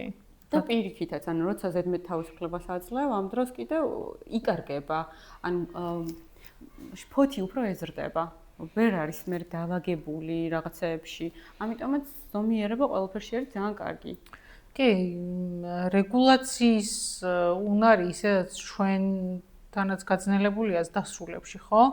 აი ბოლო ნაწილთან დაკავშირებით მომაგონდა ახლა ეგრო, თქვათ ზედმეტი თავისუფლება რაც არის, ხო? და მართლაც ობიექტურად ხანდახან არის ხოლმე ზედმეტი იწევს მაგ გაურკვევლობას უკვე გიჩნდება ორჭოფობ იმაზე, რამდენი უნდა მოითხოვო. სანამდე შეგიძლია რომ რაღაცეები ხო რაღაცების უფლება მიცე თავს და ქაოსს აჩენს და შფოთვას იწევს კი სწორად თქვი. ამიტომ მაგისი დარეგულირება მნიშვნელოვანია და ეგ მოხდება კარგია ბევრჯერ თქვით დღეს, იმიტომ მართლა კაი საკითხია ეგ მაგის დარეგულირება შესაძლებელია ზუსტად იმ საკითხების, იმ ცხოვრებისეული მოვლენების გამოყოფით და ხაზგასმით, რაზეც ჩვენ ვერ ვაკეთებთ დათმობას, რაზეც ჩვენ გვჭირდება აუცილებლად შეზღუდვა ის, რომ მე უნდა მეძინოს, რა ვიცი, ახლა 33 წლის ადამიანები ვართ და ხო, 7 საათი მაინც 8 საათი მაინც უნდა გვეძინოს, ხო? და ეხლა მით უმეტეს მოზარდი, რომელსაც არ ძინავს ხო, რა ეს იმ პრობლემურია. ხო, ძალიან პრობლემურია და არა მარტო ეგ, დაბალანსებული კვება, ჯერისადაც მართლა ეკონომიკურად ისეთ სიტუაციაში ვართ, რომ ძალიან რთული არის, რომ ცილოვანი, ნახშირწყლოვანი და ცხიმის შემცველი საკვები დაბალანსებულად მიიღოს ადამიანმა და ბავშვები, რომლებიცაც არ არის ეს ხელმისაწვდომი და მშობელიც ამაში რაღაც კომპრომისს და მიშვებულობას ემხრობა, ხო? ეხლა ეგ არ არის ნორმალური, ჯანმრთელობის საკითხია. ძილი, კვება, აი ეგეთ საკითხებშიც, ხო, მე თუ სტრუქტურა არ დავაწესე, ხო? არანაირად არ არის ნორმალური ეხლა ეგ და რაცა? კი ბატონო. და დავასაბუთო, მაგრამ მარიამ ახლა ბევრჯერ თქვით ეგეც და კიდევ ერთხელ ვთქვათ, მე თუ არ ვცხოვრობ ეგეთი ცხოვრებით.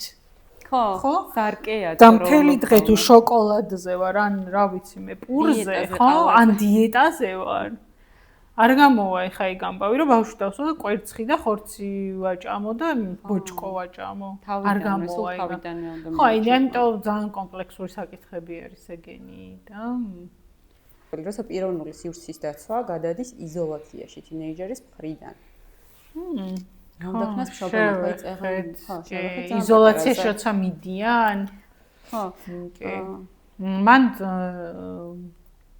ძალიან გრძნობიარე ამბავია ეგეც შემთთვის ძალიან მიხება როგორც სპეციალისტს. იზოლაციისკენ მიდრეკილებას უნდა ძალიან დიდი კვლევა.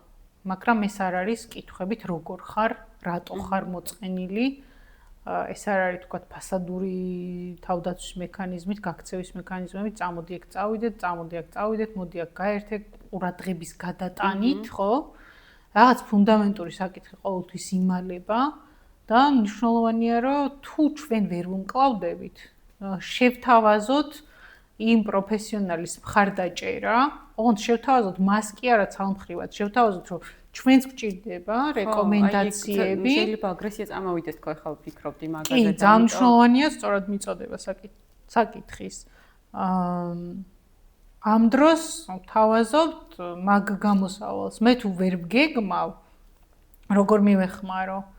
და ამ იზოლაციის მიღმა ჩანს იგივე თქვა, შეიძლება რაღაცა დიაგნოზი თუნდაც და მე თუ ვერ ვგეგმავ, როგორ უნდა ვირეაგირო, არ ვიცი, შეიძლება წავიკითხე კიდეც, შეიძლება რა ვიცი პოდკასტს უსმინე, მაგრამ ვერ ვგეგმავ, მაინც არსებობს გამოსავალი, ხო? ფსიქიკური ჯანმრთელობის სპეციალისტთან მიმართვა და ამას ვთავაზობ. თუ იზოლაციაზე რადგან ვლაპარაკობ, მნიშვნელოვანია რომ ეს ვახსენო, იმიტომ რომ ხშირად არის ხოლმე დეპრესიაზე. ამ დროს საუბარი დეპრესია, ეხა მინდა იმისიც აღნიშნა, რომ იყო შემდგომ მსგავსი მაგალითები და ძალიან ყოჩაღად მოიქცა ეს გოგო მართლა, იმიტომ რომ არავისთან არ მოდი ესე გაუტყდა ამისი თქმა, რომ თავის შვილს სჭირდებოდა დახმარება, არა მარტო ფსიქოლოგის, ფსიქოკონსულტანტის, ან ფსიქიატრისაც კი. და ამის აღიარება ყველას არ შეუძლია. ძალიან ძირწვილად მიაჩნიათ ხოლმე და ეგეც ძალიან დიდი პრობლემაა. კი. ძალიან დიდი პრობლემაა, მე ვფიქრობ, ნელ-ნელა შეიძლება დავძლიოთ, არაერთმა კარგმა არაერთმა პროფესიონალმა ფსიქიატრმაც საბედნიეროდ ისაუბრა უკვე ამ თემაზე, ბოლო დროს მოვისმინე, რომ აღარ უნდა ასოცირდებოდეს ეს ფსიქიატრია საბჭოთა ფსიქიატრიასთან, სრულიად სხვა რაღაცასთან გვაქვს საქმე და რეალური დახმარება არის ფსიქიატრის სწორი კონსულტაცია ხშირ შემთხვევაში და გადარჩენის გზა არის, რომ ახლა ფატალურზე რო არ ვილაპარაკოთ, შეიძლება ისეთი ტიპის გადარჩენაზეც ვლაპარაკობ, რომელიც ხშირად აფორმირებს გარკვეულ დიაგნოზს, გარკვეულ მდგომარეობას და მე მთელი ცხოვრება ამასთან გიწევს გამკლავება, ანუ რემისიაში ძალიან ცოტა ხანს ხარ შეიძლება და უფრო მეტად ბრძოლაში ხარ, როცა შეიძლება რომ ადრეული სწორი კონსულტაციით, სწორი გამოცდილებით შეიმუშაო სტრატეგია, ხო, გამკლავების სწორი. ამიტომ კი ეგ ძალიან მნიშვნელოვანია, ხო. იზოლაციასაც გაჩნია, მარტო იზოლაცია ძალიან მნიშვნელოვანი ინდიკატორი არის, კარგად შეეხედა. ბევრი სხვა ნიშნები არის ხშირად. სხეულებრივი, რა ვიცი, ღებინება, უძილობა, ღებინების ციკლი. ხშირად. მუცლის ტკივილი, ჰორმონალური, ხო, კი. სხეულის ფორმირება ხდება. კი, უფრო შიდა პროცესები არის მნიშვნელოვანი, რაც უხილავია და იზოლაცია ერთ-ერთი ძლიერი ინდიკატორია, კი. საყურადღებოა ნამდვილად, იმიტომ რომ მაგასთან გამკლავება მშობლის არ არის ადვილი, ბავშვისთვის მით უმეტეს. გარე მხარდაჭერა საჭიროა მაინც. ხო. შემდეგ გადავალ და უკავშირდება როგორ დავიცვათ ბალანსი მარტოობასა და ურთიერთობებს შორის? ან ჩემ გარშემო სხვათა შორის ალბათ ესეთ გაჯეტებმა თუ მოიტანა, ზოგი ესეთი ადამიანია, არ მაქვს პრობლემა. ბევრი მშობელი ჩივის იმას, რომ მისი თინეიჯერი შვილს არ უნდა გარეთ გასვლა. ან სულ ტელეფონშია, შეიძლება კითხულობდეს კიდეც. მოკლედ სახლში ჭდომა ურჩევნია. ბიჭებზეც მაქვს საუბარი და გოგოებზეც. და ურთიერთობები, აი შეიძლება კლასში კონდეს კლასელებთან, მინიმალური ცოტა მეგობარი ყავდეს, აი. ან პირიქით არ გამიგია ხოლმე, რომ აი ძალიან ბევრი მეგობარი ყავს და რაღაცა. აი ბალანსი როგორ თანამედროვეობის პრობლემა არის ეგ. საიმედო ვერაფერი ვერ შემიძლია რომ თქვა, სხვა სამწუხაროდ. არ ვიცი თუ დაკვირვები ხარ, შენ ძალიან ბევრი ჯგუფური თერაპიები საკვირაო სკოლები წამოვიდა, რაღაცა სტუდიები, მოკეთ ჯგუფური. რა ეს ინტერპერსონალური ურთიერთობები რაღაცები დაიძრას ბავშვებთან და მოზარდებთან. დასვლებთან სხვათა შორის. არ არის ხო ეხლა თავისთავად შემთხვევითი. აქტუალობას მოაქვს მე ესეთი სერვისების, ესეთი პროგრამების შექმნის საჭიროება, ხო? ძალიან ესეთი თანამედროვეობის პრობლემაა, შეუქცევადი სხვათა შორის. პროგრესირებს უფრო და უფრო ეს გარიყულობა, ხო, არის. მაგისი, თქვათ, მოწესრიგებაც არის პირადი მაგალითით შესაძლებელი რა. მე თუ ახლა დაკავებული ვარ ახლა სკროლვით დიდი ხანი და მე თვითონ ჩემ ფიზიკური ჯანმრთელობის არაფერს არ ვაკეთებ, ბავშვს ამას მოთხოვ ძალიან არალეგიტიმურია რა. მე უნდა ვიყო აქაც მაგალითი, ხო? თუ არა, მაშინ მე ესეთი ჩარევები მაინც გავაკეთო, ხო? რომ სადღაც იაროს, გავიდეს, ემოციური ვენტილაციის საშუალება ჰქონდეს, რა ვიცი, სურვაზე, მაგალითად თუნდაც და მე ეგრე ვზრუნავ. მაგისი ასე წამალი და ჯადოსნური ჯოხი ამ პერიოდში სოციალიზაციას ის სხვადასხვა ჯგუფები. ხო, მაგრამ მე თუ ვეუბნები რომ ჩადი ეზოში და ამ დროს ეზოში კაცშვილი არ არის, ხო? ძალიან მართლა ძალადობა ჩემი მხრიდან და რაღაცა კონტექსტის გაგების სირთულე. შეიძლება იმასთან ურთიერთობა არ უნდადეს. ხო, შეიძლება თუნდაც კი. მე სხვათა შორის ალბათ არ ვიცი ადრე არ ყოფილვარ მე, მაგრამ თანამედროვე მშობელს ბევრად უფრო მეტი პასუხისმგებლობა აკისრია რა, ესე გამოდის ის რასაც თქვა ადრე ზოაგვარებდა რაღაცნაირად კარგ საქმეს აკეთებდა, ხო? ხო, ეხაც აკეთებს, ვისაც აქვს ამის საშუალება და ეკრანის მიღმა ცხოვრება რასაც აკეთებდა, ამ საქმეს ახლა ვეღარ აკეთებს ვერავინ. რაღაც არ უნდა იბრძოლო.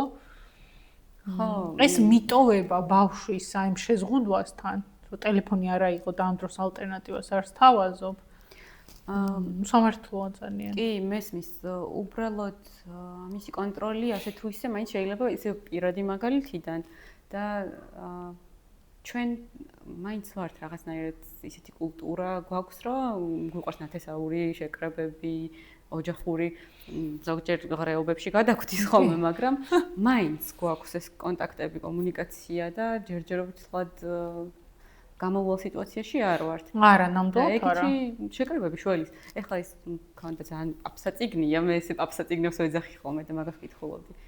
Danish way of parenting, დანიური გზა მშობლობისკენ და ზუსტად მანდი იყო და ჩვენ კულტურასთანაც ხაზი გაუსვი, რომ ეს ოჯახური შეკრებები ამერიკელი ქალია, რომელიც ჩავიდა დანიაში და გათხოვდა დანიაში და ძალიან ეუცხოვა, რომ ვაუ, ანუ ყოველკვირვად ეს ოჯახი იკრიბებით და ერთმანეთს უზიარებთ რაღაცებს, აუბრობთ მღერით. ეს როგორ და ხო, მაგრამ გვაქვს ჩვენ ჯერ კიდევ გვაქვს კი ეს ბიძაშვილობა მამიდაშვილობა ბებია ბაბუოგი. არის საბედნი, კი, ნათლობაში წახლებიც გვაქვს. ხო, სხვათა შორის აი ახლა რა თქოს ამერიკელი ძალიან ყველას ურჩევ ხოლმე.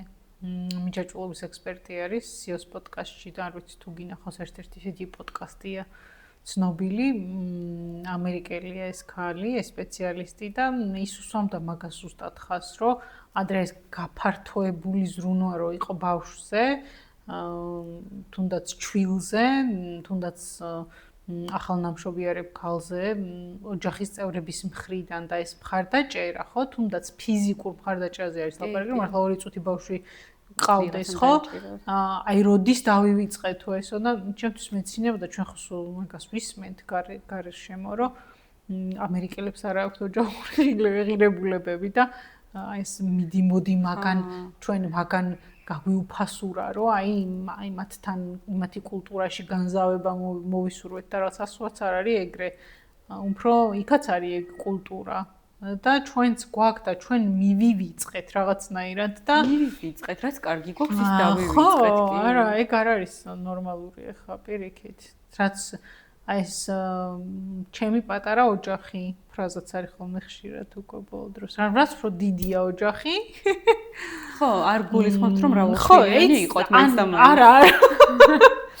ბუნებრივი გარემო და ეს ბუნებრივი ბარიერები ბუნებრივი აზრთა სხვადასხვაობები და არა დაგეგმილი რაღაც ჯგუფური თერაპიები, რა თქმა უნდა, უფრო დიდი გამოწვევა არის, ხო, ბავშვის მოზარდის ცხოვრებაში, ხო? იქ უწევს პირველი ბრძოლები.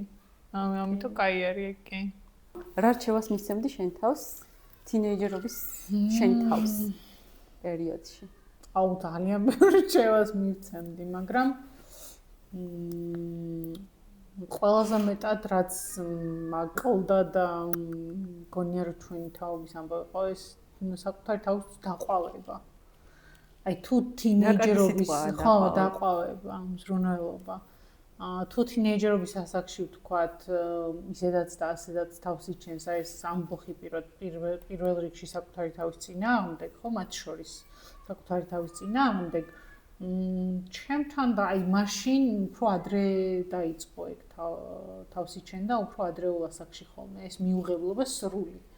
ეგ მახსოვს მე ჩემი ადრეული წლებიდან. ხო, აი ის რაღაცა რო ცუდად იქცევი, ცუდი ტიპი ვარ, ცუდად გამომივიდა, ესე კი არა, ესე უნდა, აი სულ მუდმივი თვითკრიტიკა მახსენდება და ხო, მაშინ მივცემდი რჩევას, რომ ხო, მაგრამ ეს ცოტა წარმოუდგენელიც არის მაგის გარეშე შენი გაზრდა ხო პიროვნული. ხო. ნუ ეს ამ გადმოსახედიდან არის. კი. და ეხლაც გჭირდება, რომ იმ ადრეული ეს უნდა მეთქვა, მით უმეტეს ქალებს ეს გვახასიათებს ხოლმე, რომ მუდმივი მოჭიმულობა, რომ კი. სტრესში ამყოფებ შენ თავს, პიროვნულ ზრდაზეც, რომ აი ამ სამსახურში უკვე მე მგონი ამოწურე რაღაც სხვა მჭირდება, გადავიდე, რომ პიროვნულად აღარ ვითარდები. ან ოჯახშიც რაღაცა შენ თავზე იღებ უფრო მეტ პასუხისმგებლობას და სულ რაღაც მიდი რაღაცა ქნა. ნამდვილად ეგრეა და ქალების პრობლემაა უფრო მეტად. რაც დავაკვირდი მე. კი. გეთანხმები სრულად. ეგრეა. რა რჩევას მისცემდი იმ მშობლებს, რომელთა შვილებიც მეს აღმოჩენის პროცესში არიან, ესე მაქვს. მათ კი შვილების გაშვების ეშინიათ. გაშვებისაც ესე ბრჭყალებს შეკრება. თქვათ ვერ გაუშვებთ, მაგრამ მიცემ ის თავისუფლების მიცემა. კი, რეალური თავისუფლების მოპოვებამდე მთავარი ნაბიჯი არის ჯანსაღი სეპარაცია, გამოცალკეობა მშობლისგან. მაგის გარეშე თავმოუკიდებლობა, თავისუფლება არ დგება. ფსიქიკურ ან მენტალურ ამბავზე ვლაპარაკობთ ჩვენ, ხო? და არა ისეთ გლობალურ საკითხებზე. თავისუფლება რაც არის, ხო, თქვა კულტურულად, ისტორიულად, პოლიტიკურად, ხო? მნიშვნელოვანი არის ეს სწორი სეპარაცია და ასაკის ჭრილში ამის გამოთვლა და გათვლა. რჩევა ხო, აი ეს არის რომ მოსმენა და ემოციების აღიარება. დადასტურება. თითოეული ემოციის, რაც ჩვენ გვგრძნობთ, ემოციებზე ძალიან ბევრს ლაპარაკობთ ხოლმე ფსიქოლოგები. არ არის ხელწამოსაკრავი თემა, იგი ძალიან მნიშვნელოვანია და ძალიან განდევნილია. თითოეული ემოციის იდენტიფიცირება თავისი სხეულებრივი გამოვლინებით, თავისი განცდის ხარისხით, ან ყველაფერი უნდა იყოს იდენტიფიცირებული პირველ რიგში, ახსნილი. ხო, მცდელობა მაინც უნდა გქონდეს, რომ მივაწვდინოთ ეს ინფორმაცია ბავშვს და ვაღიაროთ. არ უნდა იყოს რეპრესირებული. ეს არის მთავარი რჩევა. და იცი რა მქონდა კიდევ რომ მივცეთ შეცდომების ფატალურად რომ დამთავრდეს და ლეგალურად ეგეთი არა რა თქმა უნდა მაგრამ პატარა შეცდომების დაშვების უფლებას თუ მივცემთ აი რაღაცა გადაწყვიტა ჩვენ ვიცით რომ არასწორია მაგრამ კაი არა უშავს ხო გაჩნია მაგაში თავისუფლებას აძლევ კი ნამდვილად არის რაღაცა სფეროები რაშიც არ არის მიზანშეწონილი ხო ჩარევა არის ეგეთი სფეროები მაგალითად მეგობრობა თუ იქ არ იყო პირველადი გამოცდილებები გარჩევის იმის შენ როგორი ხარ და როგორი მერე ჯერ შენი თავის პოვნა რანაირი ხარ და მერე სხვებთან მიმართებით აი ამისი დანახვა ვინ გჭირდება მეგობრად ვინ გაგიცრუა იმედი სად რაში აი ამას თუ თვითონ არ წააწყდება და თვითონ არ გამოიტირებს და გამოიგლოვებს და ეს არა შეიძლება იყოს უთხასიათზე მაგრამ რაც არ ყავს გვაძლიერებს კი ეგრეა ჯანსაღი თავისუფლებას თვითრეგულაციის სწავლა მოყვებათ ხო ეს მქონდა კი რაც ახლა შენ თვითონაც შენც ახსენე როგორც მახსოვს კი შეიძლება პირიქითაც გავიგოთ კი თვითრეგულაციასაც მოყვება ხოლმე თვითრეგულაციას ემოციურ რეგულაციას გულისხმობ ალბათ ხო ემოციურ რეგულაციას ძალიან მნიშვნელოვანია ეგ ძალიან გვიჭირს ჩვენ საზოგადოებაში ერთ-ერთი ყველაზე დიდი პრობლემა მეც შეხებული მაქვს და ბევრსაც რომ ვართ იმპულსური ტიპები აფექტური ტიპები უცებ რაღაცას გამოვხატავთ მივიღებთ გადაწყვეტილებას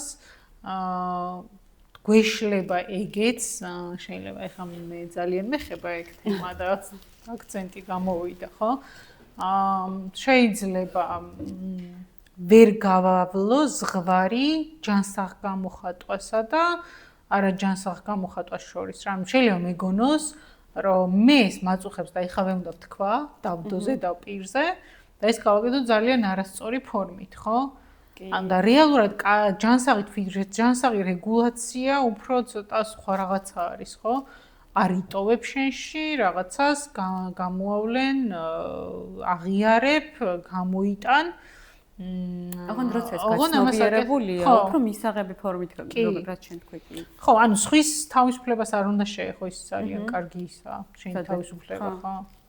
სადაც სხვისი წევა იქ მთავრდება, კი, ეგრე არის ნამდვილად და ამიტომ მაგას დიდი სამუშაო გვაქვს. აი ამაზე მქონდა ჩაშლილი კიდევ შეცდომების დაშვებაზეც და ასევე აი ნებას აძლევ რომ აირჩიოს რომელ წრეზე მივიდეს თუნდაც რა ჰობი ჰქონდეს. მნიშვნელოვანია. და მეგობრებზე შენ ძალიან კარგად თქვი და ეგ ძალიან მნიშვნელოვანია. ერევიან ხოლმე მაგაშის მშობლები მქონია გამოცდილებაში და ერევიან კი. ანუ როცა თანატოლები არიან იქ რაღაც საჭიროა, თანატოლები რო არიან, ესე იგი თანაბარი შესაძლებლობები აქვთ მეტნაკლებად. ამიტომ ზედმეტად ჩარევა. მე საერთოდ ჩარევა, ან ჩარევა ხო, იქ სადაც ზალადობა არის. დანარჩენი ყველა საკითხი ექვემდებარება რეგულირებას, ხო? თვითონ სულ პროექციებში ვართ ჩვენი ბუნებრივი განვითარების ერთ-ერთი მახასიათებელია კი ავირეკლავთ რაღაცეებს. ან ჩვენ რაც გვეხება, ჩვენი პროცესი რაც არის ჩვენში რაც მიმდინარეობს, ხშირად ეს გონია რომ სხვა პროცესში განსხეულდება და სხვის პროცესში ხდება, მაგალითად, ჩემი ბავშვის დამოკიდებულებად მის მეგობართან, ხო? ჩემი მოსაზრება, ჩემი ჩარევა არის ჩემი სრულიად და შეიძლება საერთოდ არ არის რელევანტური სიტუაციასთან, მაგრამ ხშირად ვაკეთებ მაგას.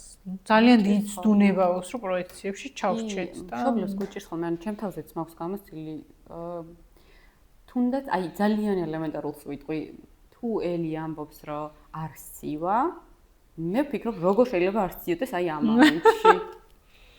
როცა მე მცივა. ან ძალიან გუჭირს განცალკევება. ძალიან ну ხარი რაღაცები, რაშიც იმძლავრებს ხო ჩვენი პროექციებიც, ჩვენი ყველაფერი, მაგრამ ეს არ უნდა მოხდეს რაღაცა კრიტიკულ ზღვარის მიღმა. ანუ დაშვება უნდა შეუძლოთ რაღაცეების, რომ აი ეს ხო მოდი, აბა დავუშვათ, რომ ეს შეიძლება. ნამდვილად. მაშულიკია, მაგრამ შეგვიძლია. კი. ესაუბრე ამა თუ იმ ქცევის რისკებზე, მაგრამ არ აკონტროლო ყველაფერი და მithumetes არ გაკიცხო. აი რამდენად სწორი რჩევა იქნებოდა. კი, პრინციპში მაგაზე ვისაუბრეთ ჩვენ დღეს ბევრი. აუცილებლად ახსნა და რჩევაც მოაყოლო. მაგრამ არის რაღაც თემები, სადაც უნდა მიცეს საშუალება, რომ თვითონ იმოქმედოს და შეხვდეს ბარიერს. და კიდევ მქონდა აძლევ საკუთარი აზრის გამოხატვის უფლებას, იმის მიუხედავად ის განსხვავებულია თუ არა. ეს არის თავისთავად. ხო, თავისთავად ფუნდამენტური საკითხია უფლებების. მაგის გარეშე არ გამოვა, მაგრამ არის ხოლმე, ხო, არ შეიძლება. ხო, არა, ეგ ძალიან ეგ როგორი ელემენტარული ჟანრია, იცი? რო ეგრეც უნდა იყოს. და როგორ შეჯამების სახით მქონდა თავისუფლება თინეიჯერებისთვის არის სწავლა თუ როგორ აიღონ გადაწყვეტილებებზე პასუხისმგებლობა და პასუხისმგებლობას მცირე ასაკიდან ვიწყებთ უკვე პასუხისმგებლობის სწავლას. თან საშიშია თავისუფლება თქო და თან ამაღელვებელი, რომ რაღაც ახალში შედიხარ, რაღაც ახალზე იღებ გადაწყვეტილებას, პასუხისმგებლობას. კი, ეს ეგრე არის. თინეიჯერობის ასაკში მით უმეტეს ალბათ ეგრე არის რაღაცა ჟუანტელის მომგვრელი განცდა და ძალიან სასიამოვნოც. ხო, მაგრამ ალბათ შემაშინებელიც, მაგრამ როდესაც უკვე იმ თავისუფლებას აღწევ, როცა ის ხარ, ვინც ხარ და ამ ის ხარ, ვინც ხარ და გამომდინარე რეაგირებ გარშემო მიმდინარე მოვლენებზე, რეაქცია გაქვს ამის მიხედვით, იღებ ადამიანებსაც ისეთებად, როგორებიც არიან, მან რა ვიცი, შიში არ არის.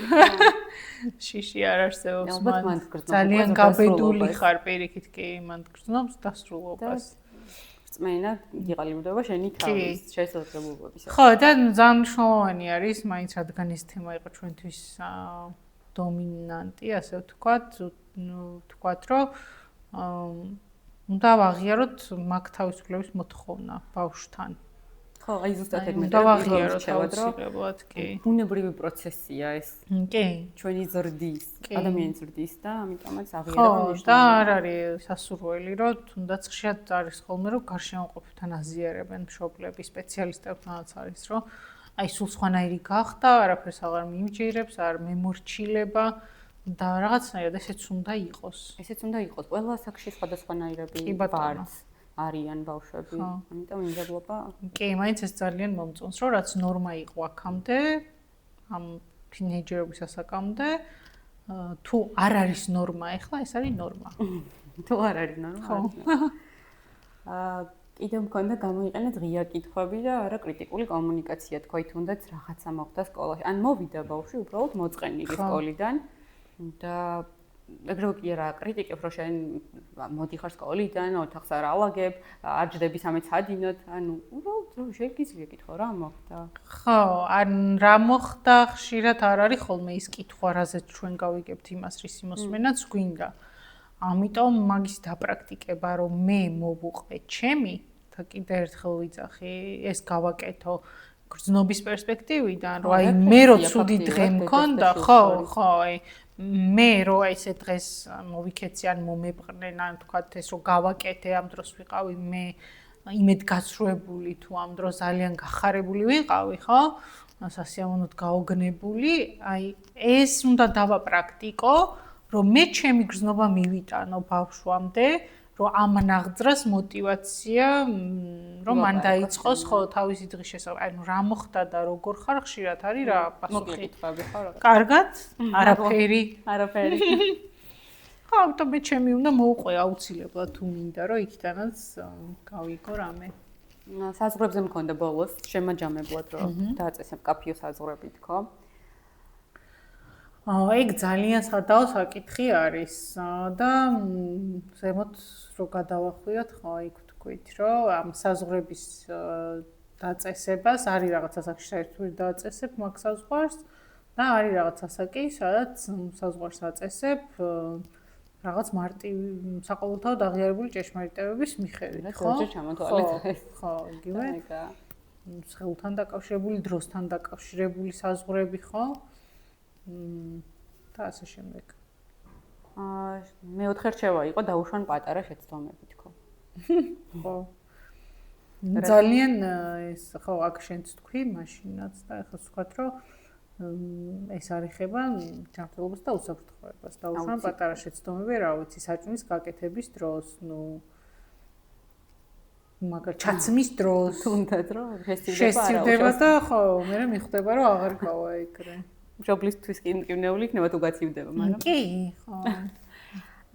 ჩაერთეთ ოჯახურ გადაწყვეტილებებში, თქო, თუნდაც მნიშვნელოვანი გადაწყვეტილება იყოს ოჯახისთვის, აუცილებელია მისი პასუხის მოსმენა, მისი აზრის მოსმენა, რადგან იგრძნოს საკუთარი თავის მნიშვნელობა. კი. გაჩნია საკითხს, მაგასაც აქვს რაღაცა, ესე იგი, განსაზღვრება, მნიშვნელობა უფრო სწორად და გაჩნია თემას, ხო. მაგრამ როდესაც აზრს ეკითხებიან, ესე იგი მნიშვნელოვნად გრძნობს თავს, რა თქმა უნდა, კი. აჩვენე რომ ენდობით, ხო, ამაზეც ბევრი ვისაუბრეთ მე მგონი. ხო, მთლიანად ნდობაზეა დაფუძნებული მშობელი-შვილის უმტკივნეულო ურთიერთობა, ასე ვთქვათ, ნაკლები გამოწვევებით სავსე ურთიერთობა ნდობაზეა ყოველთვის დაფუძნებული. შემდეგი იყო, ანუ ერთი და იგივეს ვღეჭა, უბრალოდ ვაჯამებ. ხო, არა. აჩვენე როგორ გამოიყურება ჯანსაღი თავისუფლება, თქო და შენ რას თქვი?